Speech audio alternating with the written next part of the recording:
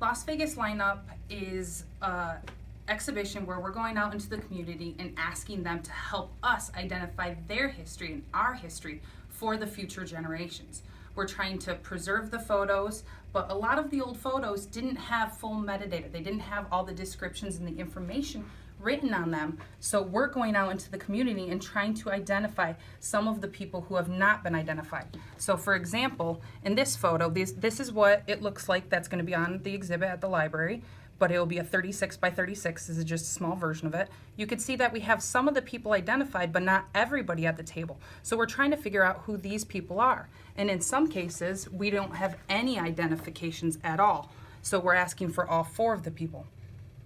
And in other cases, we don't know the location. It might have been in clearly a lounge, but we don't know what casino. So we're hoping somebody can look at that and say, hey, I remember that wallpaper. I used to go there all the time when I was 20 years old. I can identify this place, or I can identify that person.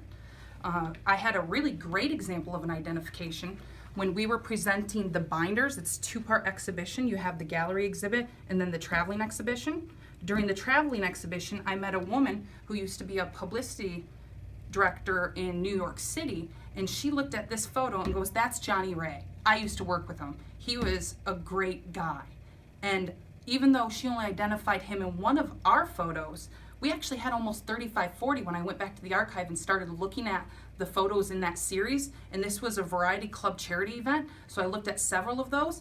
Her one identification actually identified about 40 photos for us. So we've had really great success already in the traveling exhibition, and now we're having several gallery exhibits throughout town, starting at the Clark County Library tomorrow, and it's going through October 1st.